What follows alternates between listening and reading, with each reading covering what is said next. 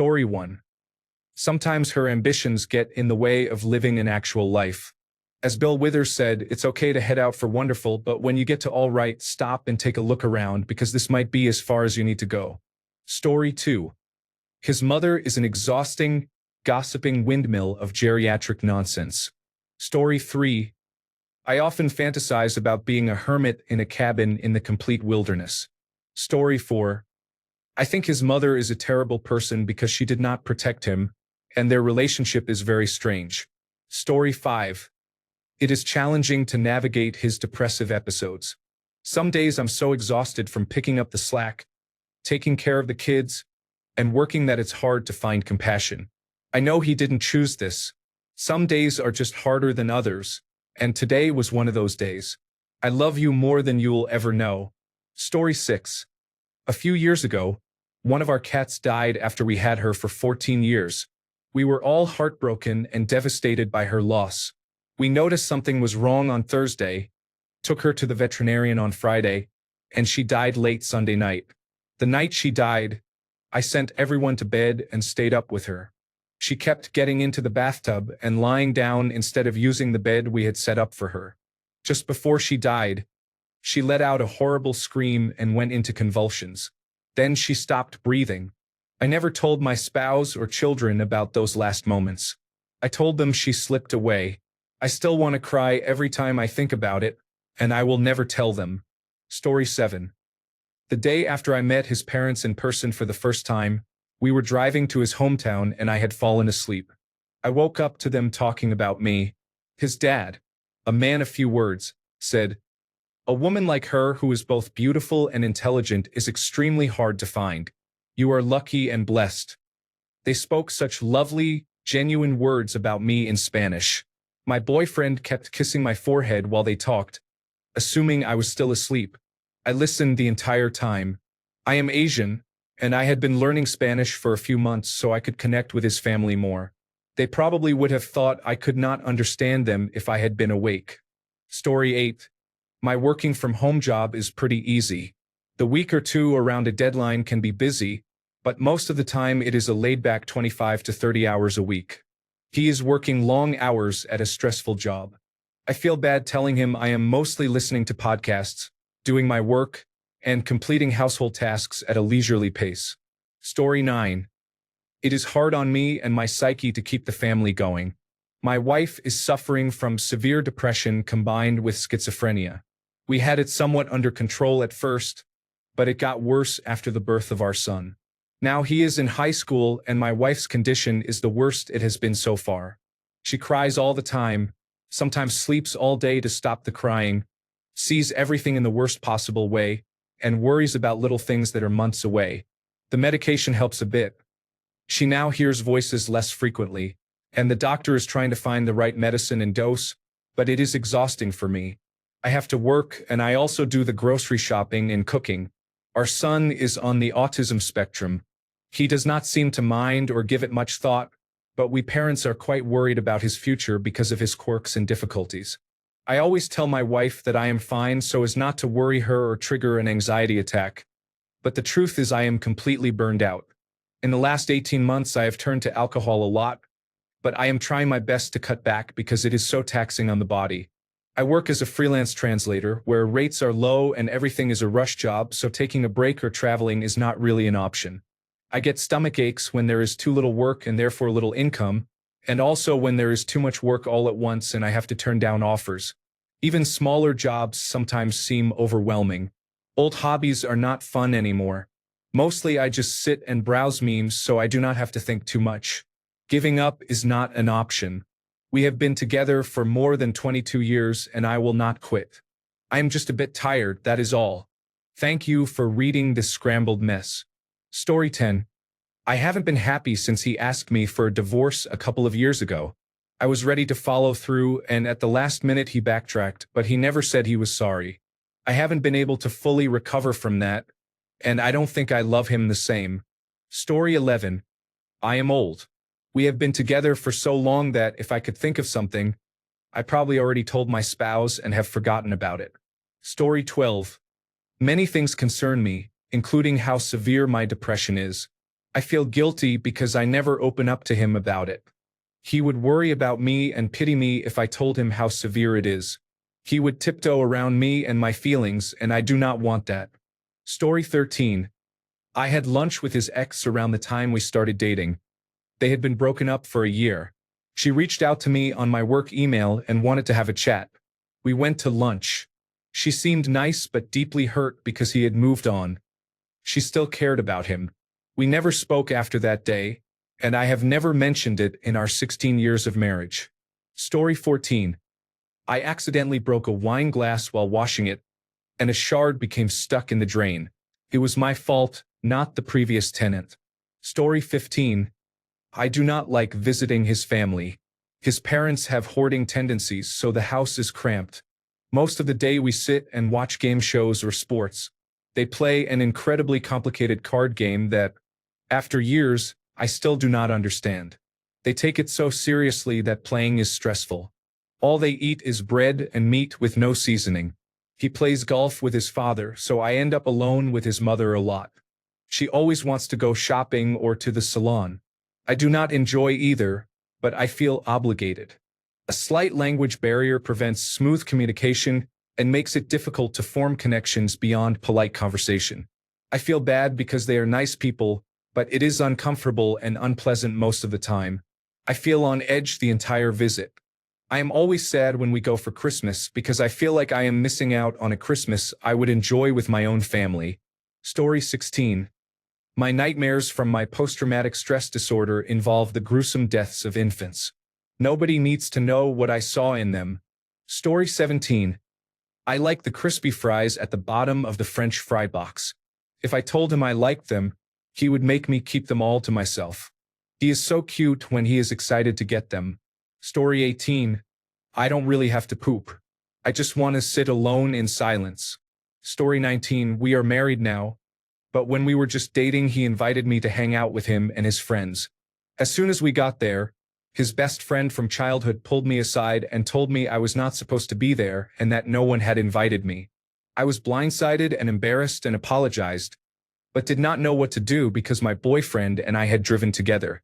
I spent the rest of the night keeping quiet and eventually made an excuse to sit in the car and make a phone call. I never told my husband what his friend did.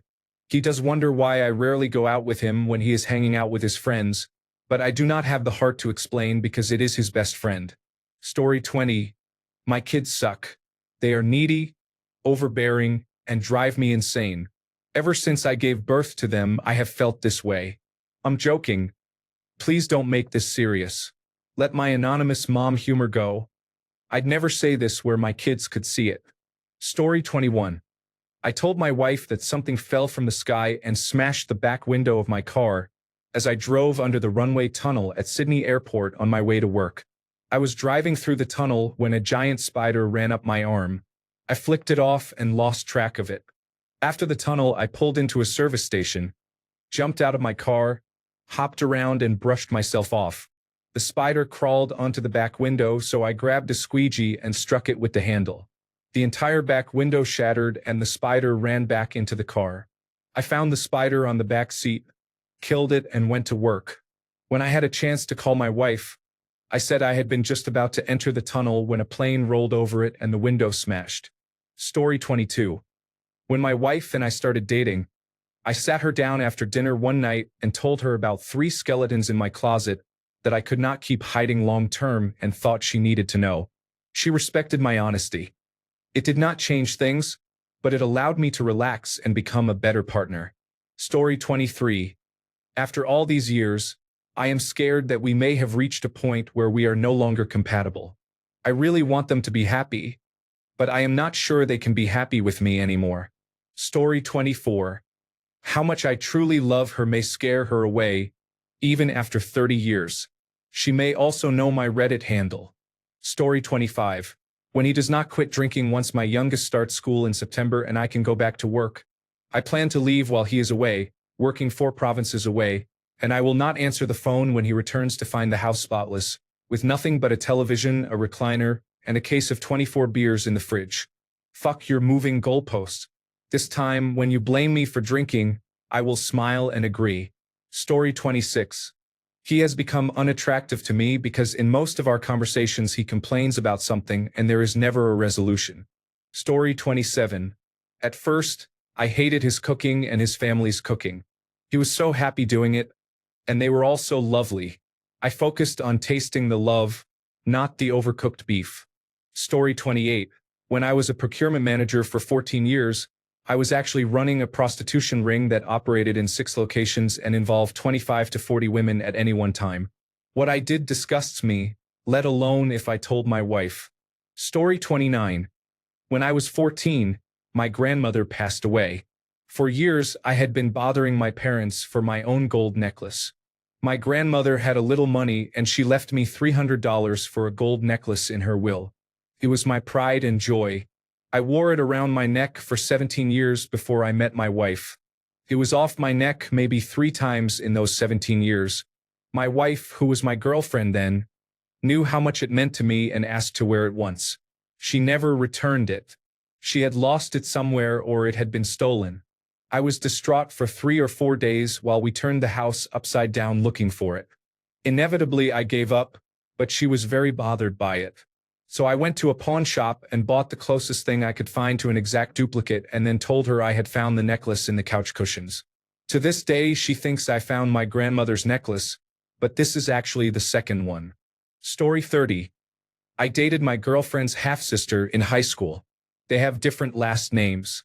The relationship was about 10 years earlier and never became serious enough to meet her parents. By the time I met them with my current girlfriend, it seemed best not to bring it up, and her sister agreed. Story 31. I know when he is lying and I am just going with the flow. Story 32.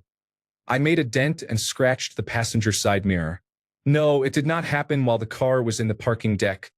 I hit a parked car, laughing out loud. Story 33. I will have that cat sanctuary, even if it's the last thing I do. Story 34. She literally saved me. We have been best friends since I was in 8th grade and she was in 7th. I met her through my cousin. Everything about her drew me to her, and I had a huge crush on her from 8th grade until I was 23. She knew and it was mutual, but she was hesitant because she did not want to risk our friendship, which I understood. When I was 23, my mother killed herself and we began to hang out more. During that time, I was drinking excessively, smoking 5 to 6 grams of concentrate a day, and heavily abusing clonazepam, a benzodiazepine sold as Klonopin. I am 6 feet 4 inches tall and I weighed 120 pounds when she finally gave me a chance. She gave me hope. She helped me overcome these self-destructive behaviors without criticism or judgment and showed me that she is in it for the long run. I am going to be 27 in 4 days. We have been together for 4 years and we were married on March 1st of this year. She is still supportive and pushes me out of my comfort zone to better myself. I now weigh 170 pounds and I am not killing myself with the substances I thought I needed. She has put up with my severe depression and extreme anxiety and has been more than understanding. I love and appreciate her so much that I do not know how to put it into words. I am confident that without her I would have ended up dead. Story 35. I ate his last packet of special beef jerky. Story 36. I'm broke right now. I love my girlfriend. We started dating when I had a brand new job. I was excited about that, paid quite well. I was terminated, which I believe was wrongful, and I had no recourse through unemployment. I do DoorDash in most of my free time when we are not together, but it pays very little and I have a lot of bills. She does not mind staying in or splitting the bill, and she has been sweet and understanding. I have childhood trauma that makes me hyper-focused on money in a survival way. My last partner wanted to go out more and said I was always too busy or tired, so I feel very sensitive about that. I cannot afford this relationship right now. I have received encouraging signals about jobs and expect an offer that I think will be better than my last position. The company said they are working out details and will call this week. Every time we hang out, even though I love the time and this feels like the healthiest relationship I've been in, I worry that I am being avoidant of my issues. I am late on my credit card bill and do mental math every time we go out. Sometimes my tip is calculated precisely so my card does not get declined. I try to seem nonchalant. When I get my first paycheck from the new job, She deserves to be treated to a really nice dinner. Although she says she is fine staying in or splitting the bill, I think that would cause resentment over time. The fact this is being navigated with understanding and love makes me feel positive about the future, but it also feels like a lot of self-inflicted pressure and I am extremely embarrassed. She paid for my dinner tonight. It was $20, and it has been on my mind ever since. I feel like a loser. Story 37. I try to do little things that I know will make her feel better, but she'll never know it was me. One example. I dropped her off at work one day, and we noticed an animal had torn a bunch of trash out of the dumpster. She complained that her manager was going to make her clean it later. I told her I was sorry she had to deal with that and that I would make cupcakes for her when she got home. After she went inside, I cleaned up the garbage and went home to make cupcakes. When my wife got home, I greeted her with cupcakes. She told me she had gone out to clean up the trash and was so happy because someone had already done it and it really made her day. I never told her, and I will never stop doing it. There is something about receiving a gift from the universe that really makes people happy. Of course, she would be happy if she knew it was me, but it would not be the same as if the universe helped you. Be the universe that helps others. Story 38. I love them very much, but it hurts that they do not seem to be making an effort. They cannot do simple things for me, yet they would do anything for anyone else. They know I feel lonely, but it is okay. Story 39. I have habitually shaved the hair on my upper lip since I was 12. We have been together for 22 years, and I will take to my grave that I can probably grow a thicker mustache than he can. Story 40. The day I met him, I had planned that day as my next and final suicide attempt, one I believed would succeed. 2 weeks after my most recent attempt on October 14th, he stumbled into my life on October 30th while I was playing my last run of Final Fantasy XIV. Now he is my husband, and the first cat I had before meeting him has adopted him as his person. We rescued a 4-week-old bottle baby who is now 3 years old. I work my dream job. I never would have had this if I had carried out that plan. I am grateful every day for every pain, every loss, every ache and hurt that led me here. He changed my life and I am a better woman now thanks to him. Story 41. I was a pothead for years while I was with her. I finally quit this year. I still can't believe I did it. Story 42. The events that caused my post-traumatic stress disorder and my flashback stem from work I did involving online child predators and the material they produce and sell. I saw things that destroyed my worldview and left me permanently pessimistic. I am terrified of having children, knowing it can be impossible to protect them. Even now, I have a nagging feeling that I could and should have done better, and every moment I spend not doing that allows more children to be harmed. This work is important, but I would not recommend it to anyone. People who do this work are never the same afterward. You carry the burden for the rest of your life. Story 43.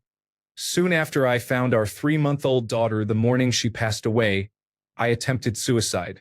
I still deal with it to this day, almost 2 years later. Story 44. I've noticed her weight gain, but I don't care. I still show her love and affection. Story 45. I dislike his mom, and I'm certain she dislikes me even more. Story 46. My wife took the kids upstate for the weekend to watch the eclipse and visit a friend. I said I could not take Monday off and that it would probably be best if I stayed home and got some things done around the house.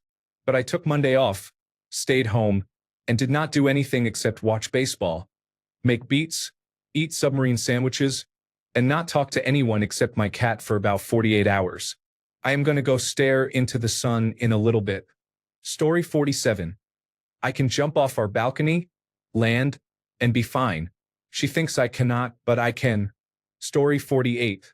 Her sister made advances toward me during our relationship. Story 49. I have an unhealthy appetite for sex with her all the time.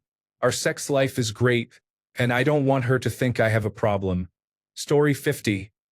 95% of my memories from days gone by are fabricated. I keep repeating them. I have no idea why I started telling these falsehoods or why I keep doing this. Story 51. I miss the effort she used to put in but no longer does. I understand relationships evolve, but over the course of hours she has regressed in what she contributes to the dynamic while I have become more attentive. The problem is that if I brought it up, it would push us further apart and make things less like how I would want them. So I hope for change but accept it is unlikely. That is soul-destroying. People rarely change and they almost never do when pressured. You either accept it or move on. The problem is when you do not want to move on and do not know how to get back the person you once had. My secret is that she has no idea I smile and get through each day hoping for a flicker of what we had. Story 52. It is hard to listen and keep track when she talks for about 30 minutes and jumps from subject to subject. I adore her. Sometimes she wants to tell me about her day, but she jumps into unrelated backstories about other people I do not really know and sometimes even forgets the main story. I love to watch her talk, but my mind cannot keep up with the constant branching and jumping in her stories. Story 53. They kept a diary and I read it once.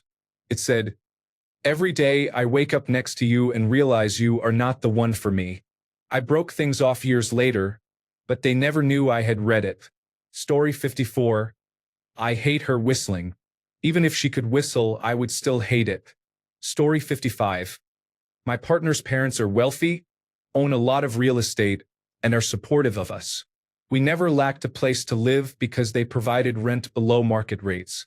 We are probably tens of thousands of dollars in debt to them from the money we saved on rent. They say they do not care and are happy to help. But one of them is completely self-centered and can be quite manipulative, so I fear one day it will be used against us if they do not get something they want. Story 56. Can't think of anything.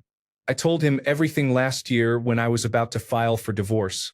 He acted surprised, like most men do, even though you've been telling them the same things for years. Only after he knew I was going to leave him for real did he change. I'm still upset because he waited until I had enough to say, "Oh, okay. I'll fix that now."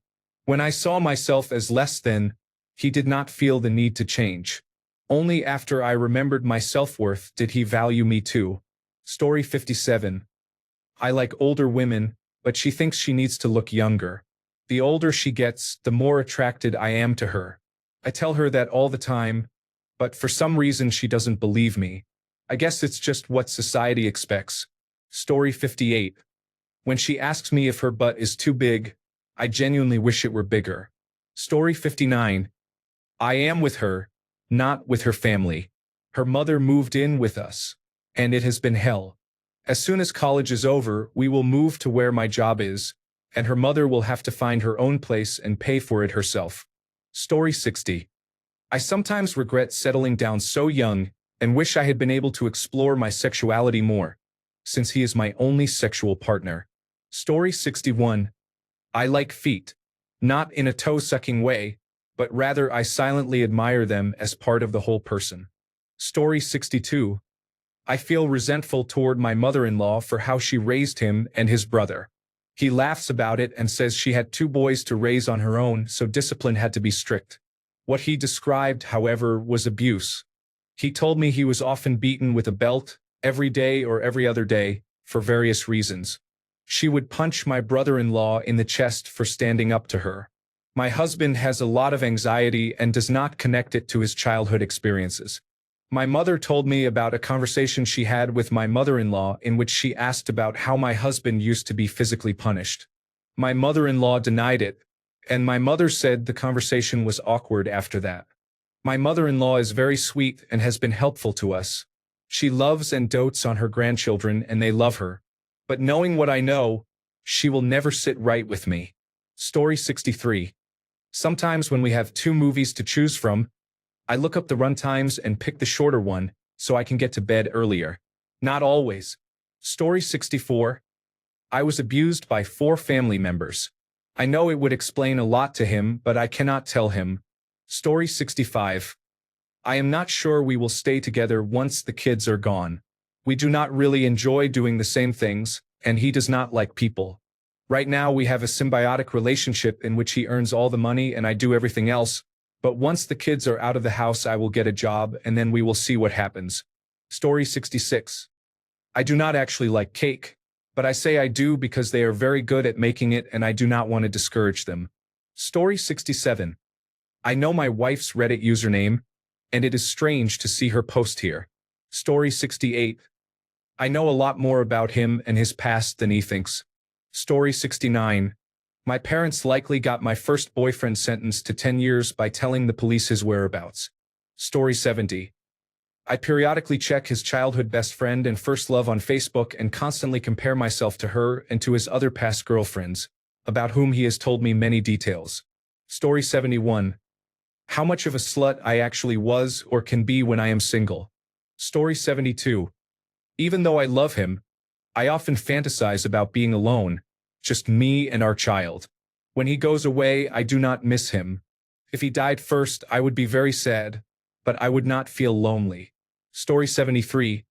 I track your period on my iPhone cycle tracking app, so that when you are losing your mind about something I can check whether it is just premenstrual syndrome or whether I should rethink my actions. Story 74. I am secretly attracted to the main character of Disney's Robin Hood. I will never tell her because I am afraid that if she leaves the franchise I own, the business will fall apart. Story 75. I have lucid conversations in my sleep, so there is no such thing as a secret. Story 76. The financial strain of supporting him and his children while he builds his business is scarier and harder than I ever imagined. Some days I wonder if I am a fool for agreeing to this life. I love him and his children, and I believe in his business, but right now I have no idea how I will buy gasoline and groceries for the next week. It is like this constantly. Story 77. I fantasize about winning the lottery so I can pay off her loans, her siblings' student loans, and her mother's credit card debt. I would buy them anything else they need, deposit a large amount of money into their accounts so the interest accumulates and they never have to worry about money again, and treat her whole family to a trip to Korea. I will do the same for my family. I will never tell her this until the day I win the lottery. They are an amazing group of people who deserve the very best. Story 78. I sometimes have self-destructive thoughts about us. They are fleeting, lasting only a few minutes, but I still feel overwhelmed and cannot express them in words. Story 79. Every time I try to imagine the future, with kids, different homes, and so on, I never see her when I close my eyes. Story 80. I had a miscarriage. It is not so much because it is a secret, but because he wants children, and the pain and grief of losing my baby still consume me. Story 81. It makes my skin crawl that his mom calls him boo-boo. Story 82. Honey, is that you? Nice try. You won't find out that easily. Not that I'm hiding anything, because I'm not. Thanks a bunch for sticking around till the end of the video. Remember to subscribe, and until next time, stay awesome and goodbye.